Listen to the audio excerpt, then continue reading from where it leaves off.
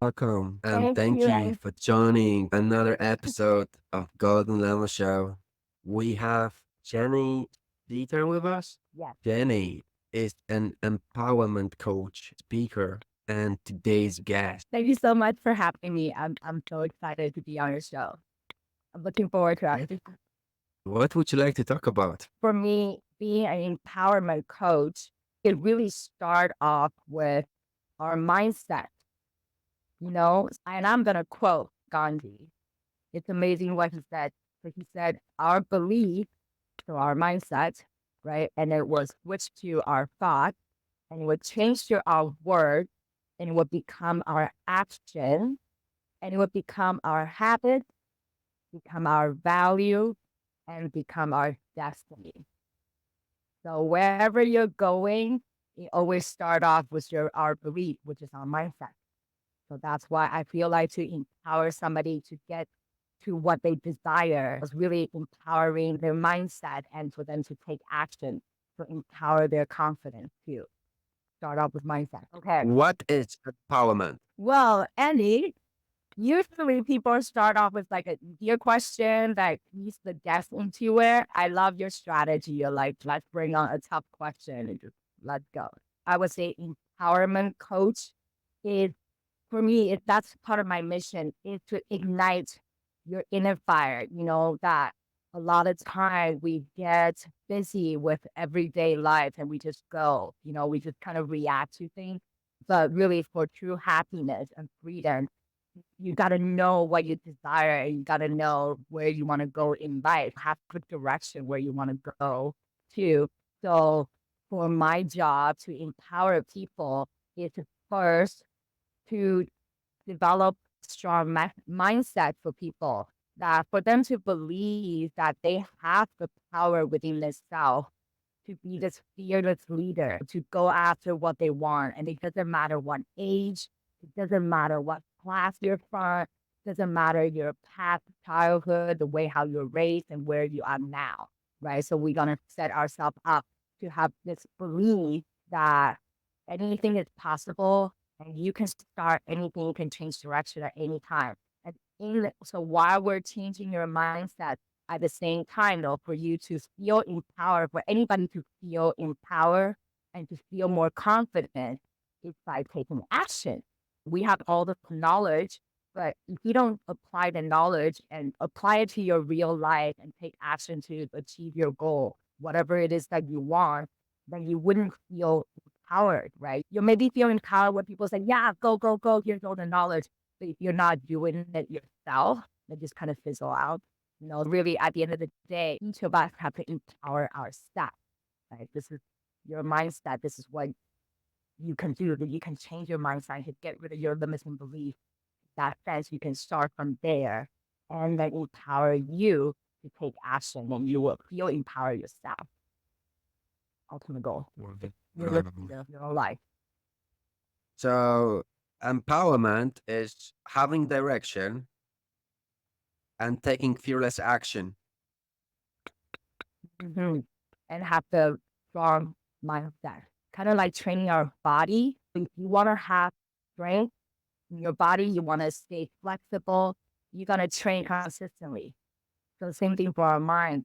You got to guard it, you got to train it, you want to make sure it's in the right place. Right. So, the same thing. So, what is strong mindset and what is weak mindset? I believe that for a person to have a strong mindset is a growth mindset. And for a person who, if you want to call, I'm going to call a not yet strong mindset, it would be a fixed mindset. And the main difference is basically the belief about ourselves, the belief about others, belief about the world, right? It's our perception, a lot of influence from the environment that we grew up or what we learned, people we talk to. And so for people who have a growth mindset, and that just means that doesn't matter the way that you're raised or environment that you're in, you're open and receptive to keep learning. For example, let's say the belief about yourself is that I can be better anything is possible. Yes, I can. A person with a fixed mindset would be, oh, I cannot learn anything. This is what I was born with. I will never get good at something. This is the 3 skills that I have I'm naturally good at, and that's it. Or people would say that, oh, there's no way I can do this thing. I cannot. I'm too old, too young, too this, too that.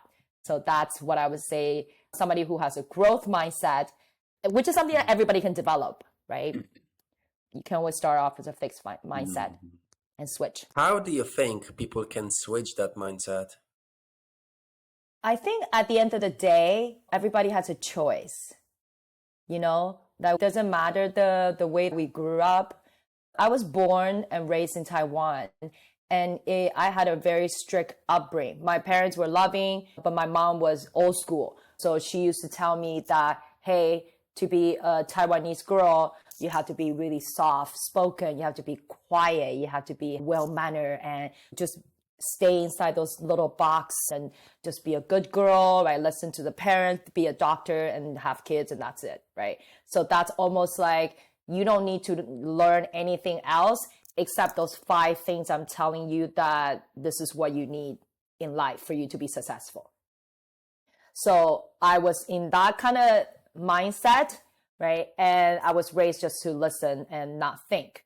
But when I had the chance to move to Canada, which is a different kind of belief, that the culture is different, right? It's, hey, you can do whatever you want. And so that kind of got me excited because I didn't really understand why the only way to be successful is to be a doctor in Taiwan, but I didn't have a choice. So for me to move from one environment to another environment, I had the choice because I learned something new. But at the end of the day, I could have still followed the same path that my mom wanted me to do, because that could be like a very strong expectation. And also the belief that if I don't do it, that means I'm disrespecting my parents' wishes, which is like a big no-no in Taiwan. But it's still up to me to make that choice, because we all have a choice at the end of the day. Who do you want to be, and where do you want to go, and how do you want to get there, and why do you want to do these things? It all comes down to the choice. This internal conflict, can it be balanced, or you need to choose a side?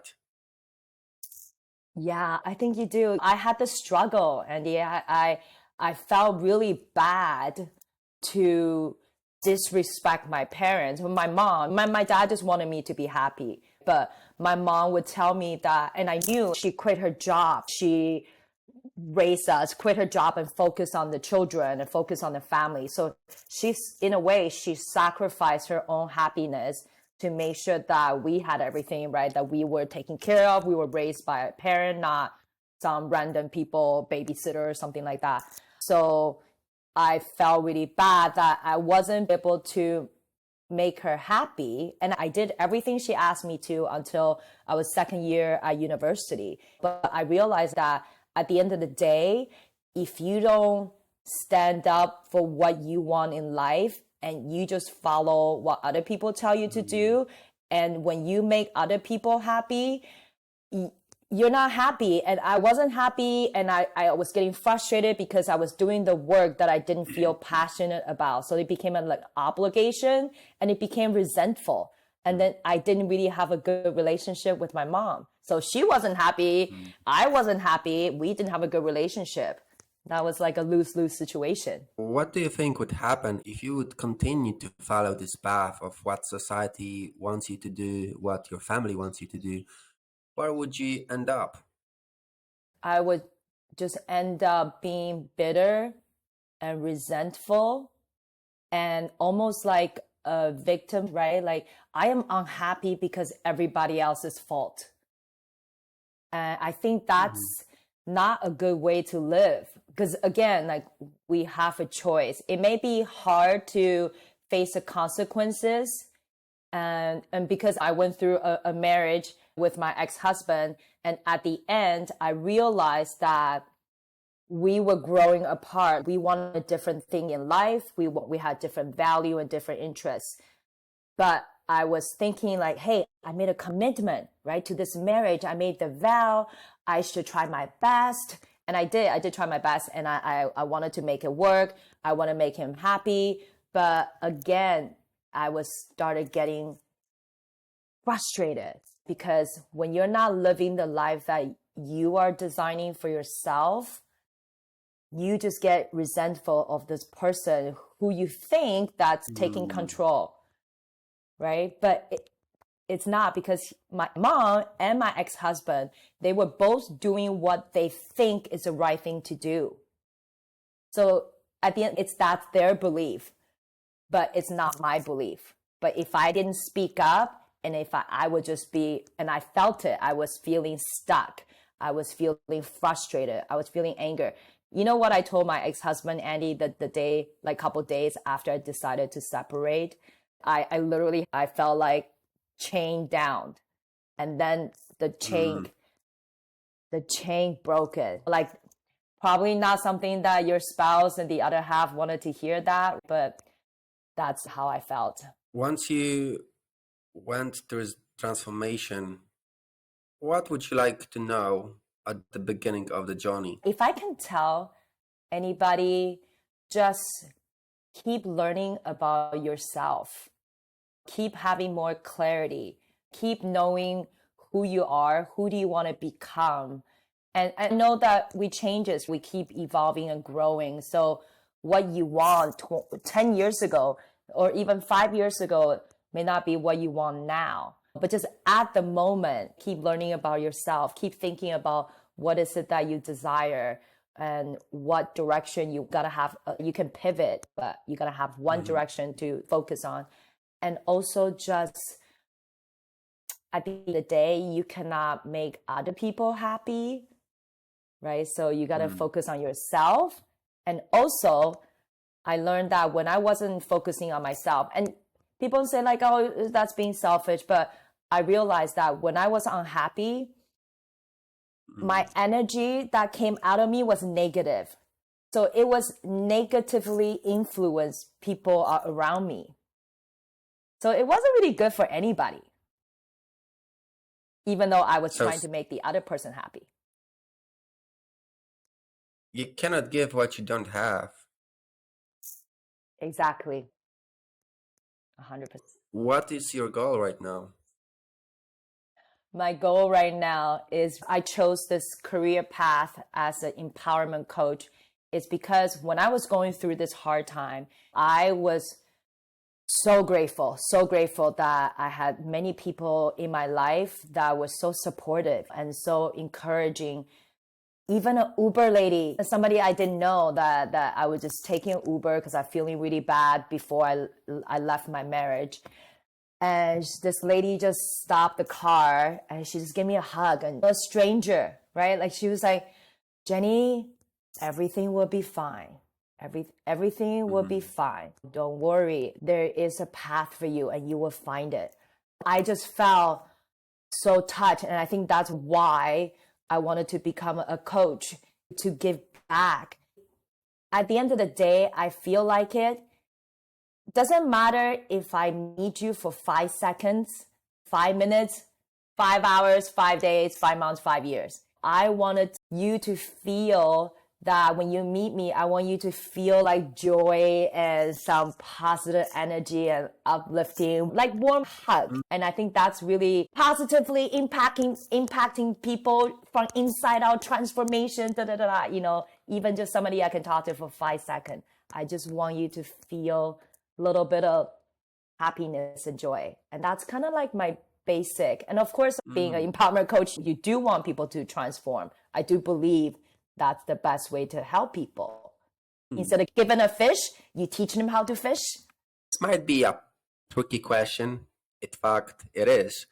Do you think too much positivity is a bad thing? Too much anything is not good. There's always that balance, right? Too much of anything doesn't matter if it's supposed to be good for you. I don't love vegetables, so I don't eat too much vegetable. But if it's like you're stuffing yourself, right, probably not a good thing.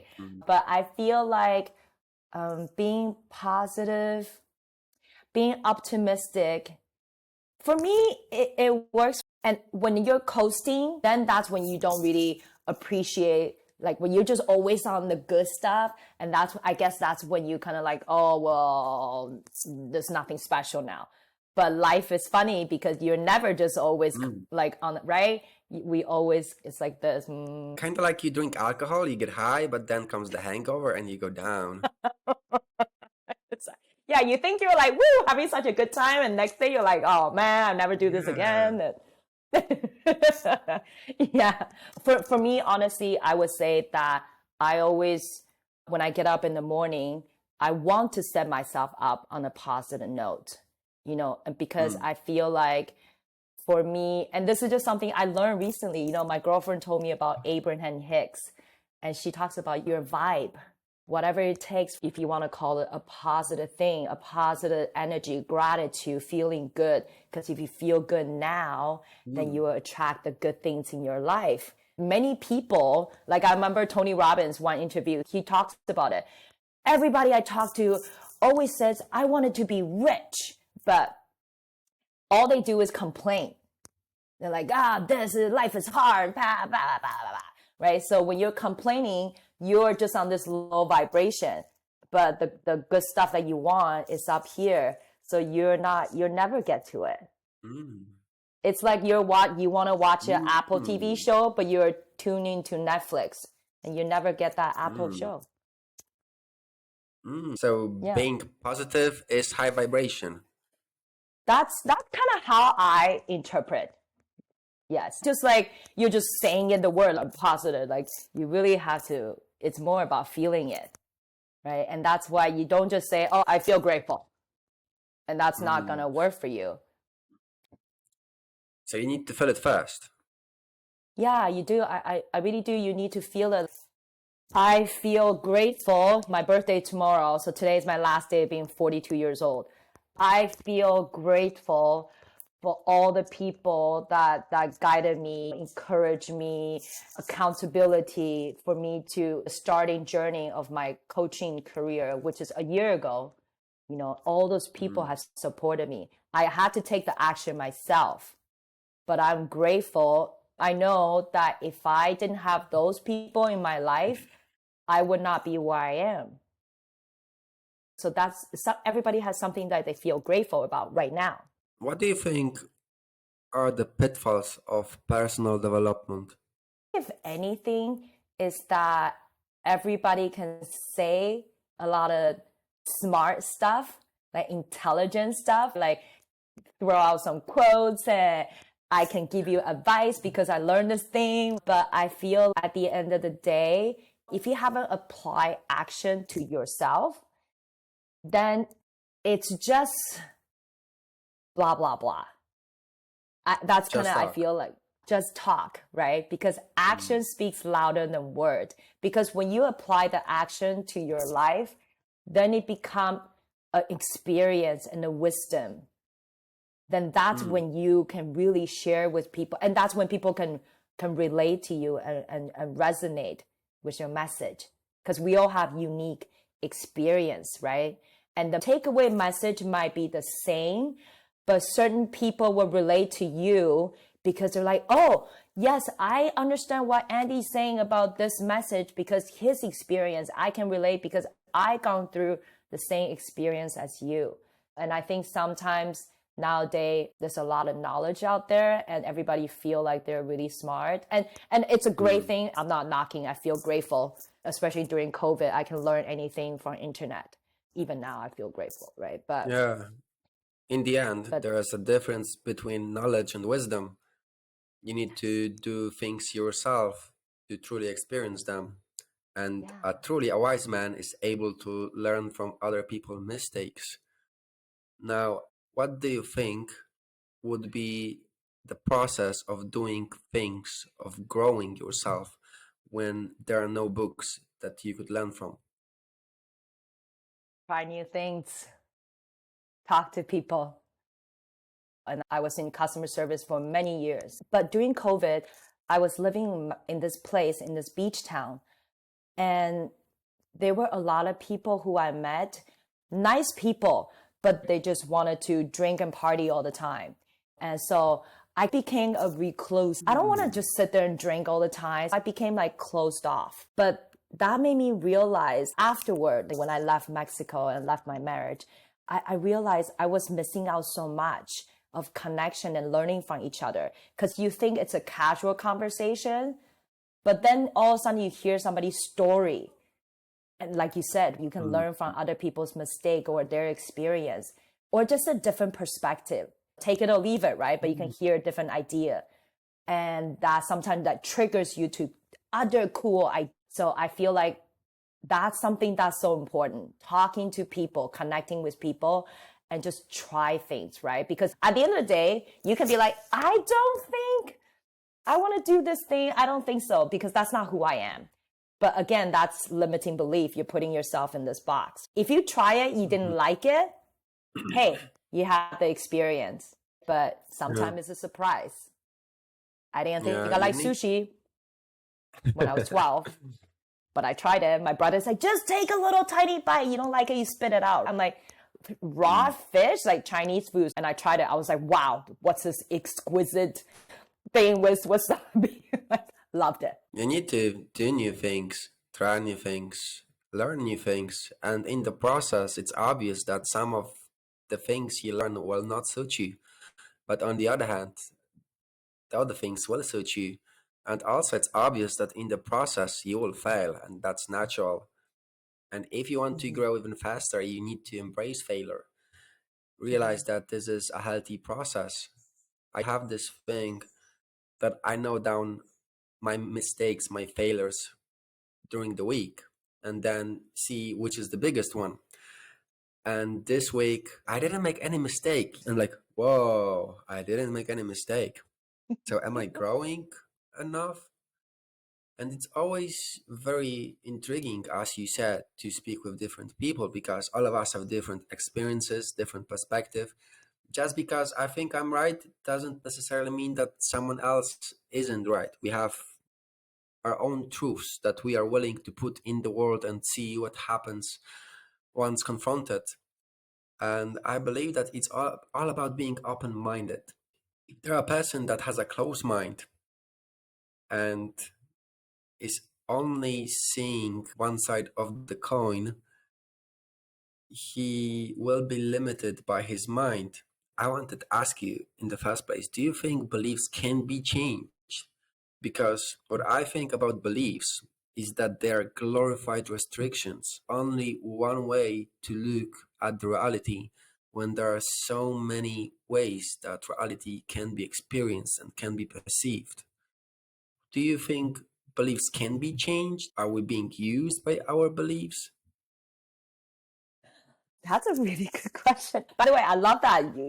I'm going to take that from you. What's my biggest failure? I love that. That's really cool. But belief, that's why it's so good to talk to everybody, right? People from different culture. That's one thing I love about living in Vancouver, the true multiculturalism. You get to learn from people. So far, I've been very lucky. I live in 3 different countries with 3 different culture. And just by talking to people, you don't have to agree with all their culture and the way they think, but just knowing. And for me, honestly, at the end of the day, I was like, what are some of the beliefs that I liked, which is going to help me grow, because growing to me is very important. And so I feel like at the end of the day, it's something that, you feel good about. You're like, hey, that sounds interesting. Let me test it and see how I feel about it. So it's almost like you have to be like you said, open-minded. First of all, you're going to be willing to take in an idea, and maybe people will, and I do it too, right? Sometimes people say something and I was like, okay, I can try it out and see if I can understand more, or maybe I can ask more questions to have more understanding. But then again, that it's a choice, right? You have to choose to be open-minded. You have to choose to be more understanding.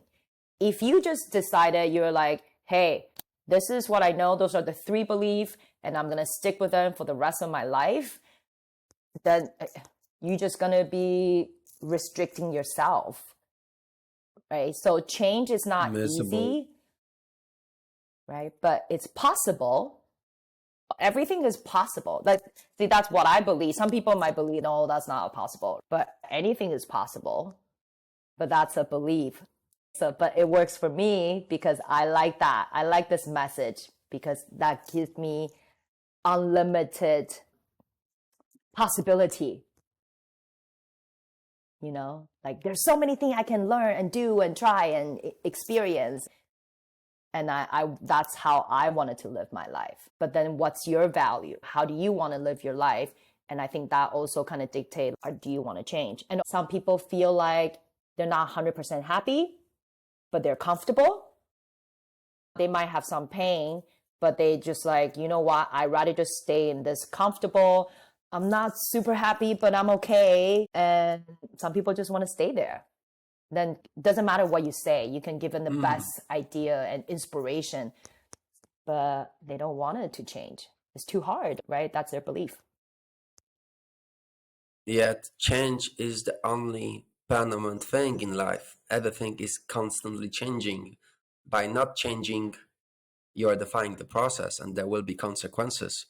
What I found out for me, the best way to grow is to expose to different opinions. Even if a person would be saying that the sky is blue and I'm able to have no emotional reactions, it just goes through me, that for me be a sign of growth, that I can be myself, because wherever you go, you take yourself with you. So it's about trusting yourself, knowing that you are able to handle all the situation that life throws you. And that is when the trust starts, when the love starts, and you stop fighting the universe because you think life should be this, life should be that, and usually it's something completely different. Life teaches us lesson all the time. If you're a bad student and you don't go to school much, the teacher will punish you and make you take the same exam time after time after time till you fully understand the lesson. If you're really a bad student, the teacher will start to punish you, kick you in the butt to have you in the place where you should be. But since we are where we are, it all takes times, and it wouldn't be fun any other way around. Do you think that every time you don't learn your lesson, the situation get worse and worse and worse? I'm curious. Yes and no. The situation will change slightly, a bit differently to confuse you. It's something else, but the energy is still the same. It's like the faster you run from that, and you can run using different coping mechanisms. What I observe, it can be even personal development, spirituality, especially those things. You run away, but the thing that you're running away from chases you even faster, and eventually it will corrupt to you. And it's not gonna be pleasant because this is the part of your life that you don't want to confront, and you build this defense mechanism. I want to tell you an interesting dream I used to have. I actually don't remember most of my dreams, but I used to have this recurrent dream that I was being chased by some sort of monster, right? A vampire, a werewolf, and I'll be running down the street, and this thing would just keep chasing me. And then when it almost got me, I would wake up. So then one day I kept thinking about it. Why do I keep getting this one recurrent dream, different stories, the same message? And then I thought about it. I was like, maybe I'm not facing my problem or facing my fear. So because of that dream, I decided next time there's a problem, instead of just avoiding it, hopefully it will go away, or just don't want to deal with it, I like, you know what? I just face the problem and do my best, right? And then after a while, that I don't get that dream now. So I think that's kind of the message, don't avoid. Once you face the problem, you realize that's not the problem. Your attitude towards the problem was the problem, because if you ask for growth, will God give you growth, or will He give you situations that will cause you to grow? I believe it's the second. And that's why so many people struggle with it, because they want things right here, right now. And it takes time, it takes patience, it True. takes a bit of an obsessed person to be able to handle that and not lose himself in the process. Yeah, it's challenging. But that's one of the It things I is. say now. I say to the universe, thank you for giving me the challenge to grow. Instead of saying, oh, problem, bad, right? Like, bad, stupid problem. Mm. Yeah. I really try to reframe that. Mm. That makes perfect sense, because it's all about we perceive reality. Mm-hmm. Yeah, exactly right. It's part of the mindset. There you go. Reframe. Very powerful. Yes. What you Love it. choose to focus on, right? Mm-hmm. How we can do that? Used to say, right? Like, I think I just kind of mentioned it before. I would say, oh, this is a stupid problem, right? And I'll say it as like just the energy. You can feel it like, problem, you know? And, but when I can reframe it, but then again, because I want the growth, I want the change, I wanted to get stronger mindset, right? So I have to choose to change my focus. So instead of that, I started at the beginning, I didn't even say thank you, universe. I just say, this is a challenge. You know, I like a challenge. Bring on the challenge, right? Challenge me, I'll show you, you know. So just by doing that, from switching that one word from problem to challenge, that just changed the way how I feel about a situation, you know. And then eventually I got to, because I was learning about feeling good, staying in this vibration, feeling good. So then eventually I was saying that, thank you, universe, because I want to grow. So like you said, in order for us to grow, we have to go through the obstacle courses. We don't grow just by sitting at home, being comfortably doing nothing. No, there's no growth in that, in comfort. So then eventually I switch it to that. And also I learned this from another cool reframe. I actually learned that from my girlfriend, you know, because she's in a long-term relationship with her boyfriend, loving relationship. But you know how a lot of couples, they would say that we have to compromise, you know. So for me, when I used to learn, like when I heard about the word compromise, I always feel like compromise sounds like nobody's happy, right? Oh, I want to do this, but you don't want to, and vice versa. So we just choose something that we're like, we're okay with. But she changed that word from compromise to collaborate. And I love that, because collaborate means that you have a common goal that you wanted to reach together. You know, so just like, again, just one. How did it change their lives? Yeah, so now they when they say collaborate, that means they're teammates, right? So they have a common goal, and then now they're on the same side. Whereas when you used to say compromise, it feels like you're on the opposite side of the table and you're trying to negotiate a deal, you know. So it's better to be on the same side, right? So actually it helps, that makes them closer. They feel more connected, and then they're on the same team, so you have a stronger bond. So, Jenny, where can people find you? The easiest way would be my Instagram, so be at jenny.sitter. And also you can find me on Facebook, but it's my maiden name, so it's at jenny.chou. But once you type it in, it will pop out Jenny Sitter. And those are the two ways to find me. If you want to reach me, talk to me, come hang out. Thank you so much for being a guest. And thank you all for tuning in to another episode, and stay tuned for the next. Thank you so much, Andy. Thank you, everybody, for listening. Bye.